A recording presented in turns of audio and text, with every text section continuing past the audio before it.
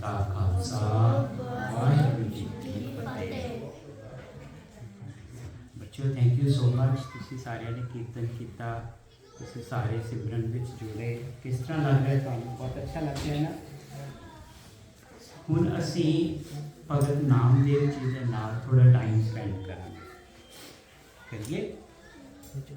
भगत नामदेव जी का एक शब्द है, मन मेरो गज जिह्वा मेरी काती, मप मप काटों जम की वासी, कहा करो जाति कह करो पाती, राम को नाम जपों दिन राती। ए रहाओ दी तुक है जी।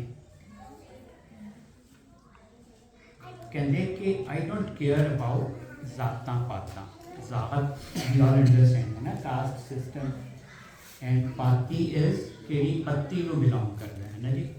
थोड़ा एंसेस्टर्स कौन से केड़ी कबीले में केड़ी पत्ती में बिलोंग करते। कहते आई कहा करो जाति कह करो पाती, मैं उन्होंने परवाह नहीं करता जातां पातां की, क्योंकि मैं की करना राम को नाम जपों दिन राती। मैं दिन रात उस अकाल पुरख के नाम की शरण में रहना, उस नाम को हर वेले चेते में रखता, जपता। किवें जपता? यह बड़ा इंटरेस्टिंग उन्होंने एक कॉन्सैप्ट दिता है। आप सारे समझने की कोशिश करिए, मैं भी समझ रहा जी।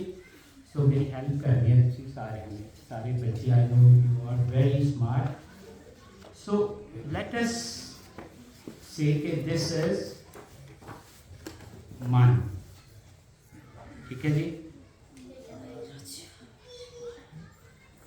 मन मेरो गज जिह्वा मेरी काती। गज की होता है? एडल्ट्स दस सकते हैं।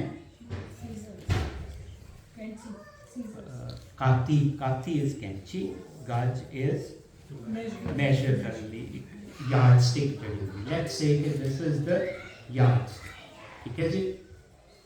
और काती की है सिजर्स, मेरी जुबान काती है। मप मप काटों जम की फांसी। So most importantly we need to understand जम की है जी। हाँ जी, जम की है जी। हाँ जी, हाँ जी, एडल्ट दसेगा। हाँ जी, death, messenger of death, messenger of death. ए गुरु ग्रंथ साहब जी ने कितने पढ़िया आप? गुरु ग्रंथ साहब जी जिथे जम आंदा है ना जी, ਉਹਦਾ ਅਸੀਂ ਸਾਰਿਆਂ ਨੇ ਇਹੀ ਕਨਸੈਪਟ ਹੈਗਾ ਕਿ ਮਰਨ ਲੱਗਿਆ ਆਤਮਾ ਨੂੰ ਜਮ ਆਉਂਦਾ ਹੈ। ਉਹ ਯਮ ਰਾਜ ਹੁੰਦਾ ਅਤੇ ਉਹਦੇ ਯਮ ਦੂਤ ਹੁੰਦੇ ਨੇ, ਜਿਹੜੇ ਕਿ ਮੈਸੇਂਜਰਸ ਹੁੰਦੇ ਹੈ ਨਾ ਜੀ। ਉਹ ਆਉਂਦੇ ਹੈ, ਦੇ ਵਿਲ ਟੇਕ ਅਵੇ ਦ ਸੋਲ, ਐਂਡ ਉਹ ਸੋਲ ਜਿਹੜੀ ਹੈ ਉਹ ਲੈ ਕੇ ਕਿਤੇ ਜਾਂਦੇ ਹੈ, ਅਤੇ ਉੱਥੇ ਜਸਟਿਸ ਹੁੰਦਾ ਹੈ ਨਾ ਜੀ। ਵੀ ਆਲ ਐਗਰੀ। गुरु ग्रंथ साहब के सारे शब्दों के विच असीं देखिए तो जम का जो मतलब है वो ये है कि जिहड़े साडे माड़े विचार हैं, साडे विकार हैं, जे मेरे मन के विच कोई विकार है तो मेरी उस वेले आत्मक मौत हो जाए। One is after I die, that is also okay, it is part of our tradition, but let's try and stay with this thought कि जम जिहड़ा हैगा वो मेरे विकारी बिरती का नाम है। विकारी बिरती means my malicious thoughts, my मेरे माड़े विचार, मेरी मंद भावना, right? For now, for this Shabbat, let's see कि जम जिहड़े हैं वो मेरे malicious thoughts हैं।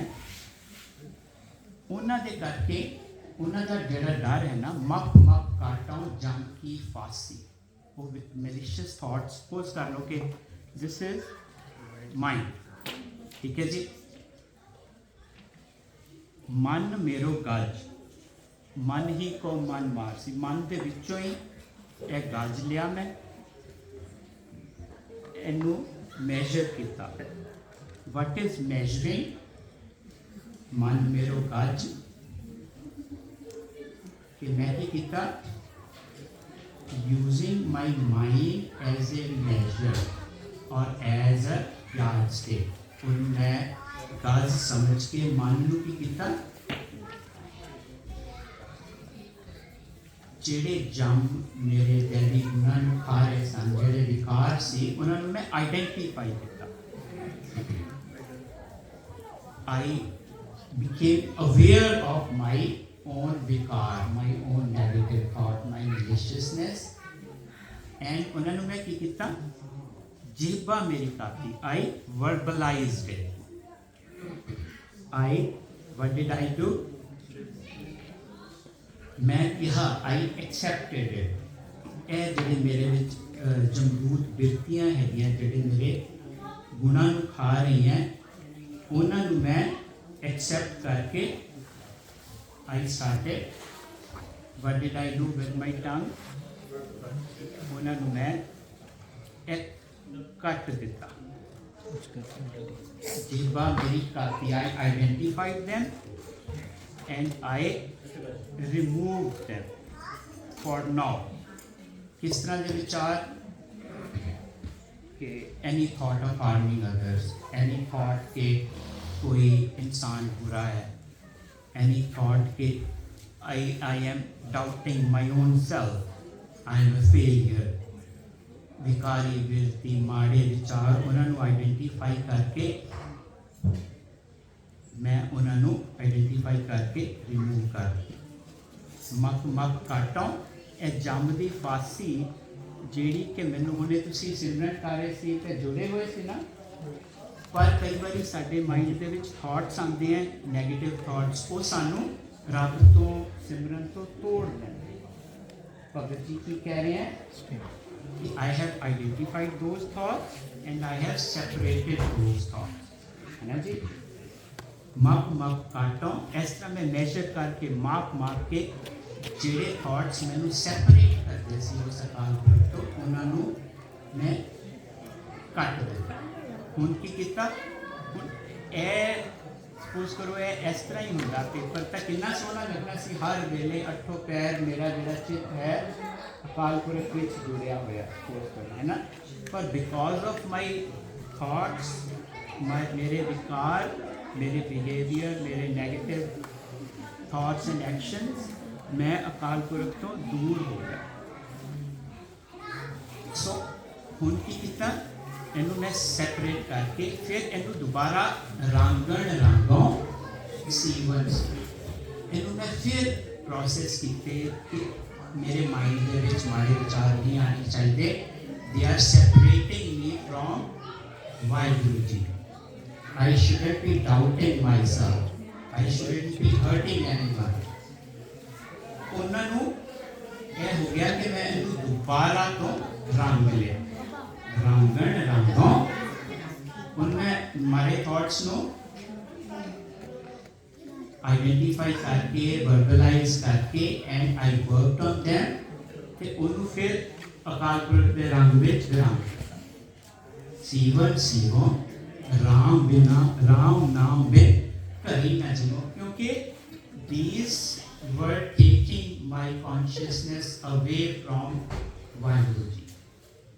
कोई भी नेगेटिव थॉट, कोई भी एक्शन, कोई बिहेवियर, कोई इंटेंट मैनू दूर लेके जा रहा है, पर मैं अपने मन नू अपने शरीर दे विच रंगिया अकाल पुरख दे रंग विच, उहदे गुणां विच राम। क्योंकि I can't live without, Bhagat ji कह रहे हैं कि मैं उहदे याद तो, उहदे गुणां तो बिना एक मिनट भी नहीं रह सकता, घड़ी भी नहीं रह सकता।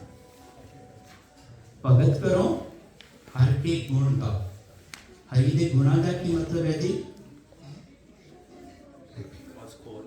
हाँ जी, God's qualities नु की करना है, modelling. Wonderful, thank you so much. How do I model God's qualities? God से कोई क्वालिटीज दसो रब दियां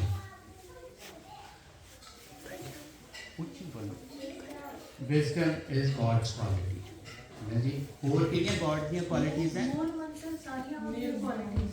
निर्वैरता आए मेरे मन में निर्भौता आए है ना मूल मंत्र में सारे ਉਹਦੇ ਗੁਣ ਹੈ ਉਹਨਾਂ ਨੂੰ ਮੈਂ what do I do कभी उसी की कह how do I model by practicing भगत करो हर के गुण गाओ का मतलब हो गया कि मैं अकाल पुरख दियां ਦੇ ਗੁਣਾਂ ਦੀ ਵਰਤੋਂ ਕਰਾਂ अपने जीवन ਵਿੱਚ ਉਹਨਾਂ ਨੂੰ ਪ੍ਰੈਕਟਿਸ ਕਰਾਂ ठीक है भगत करो हर के गुण गाओ आठ पहर अपना प्रभु त्याओ फिर if I am practicing those virtues those qualities do you think कि अठों पहर मेरा चित्त नामे का चित्त हासिल लागना हो जाएगा ना जी क्योंकि मैं जो भी मैंने थॉट आया उससे पहले मैं ये प्रैक्टिस शुरू कर दी थी कि I separated myself from these negative thoughts malicious thoughts and I what did Pagati say सोने की सुई रुपये का धागा मेरे को सोने की सुई तो नहीं है पर मेरे को एक सुई है और एक धागा है सोने की सुई का की मतलब है जी गुरु का ज्ञान क्योंकि धागा केड़ा पाया हुआ है अपने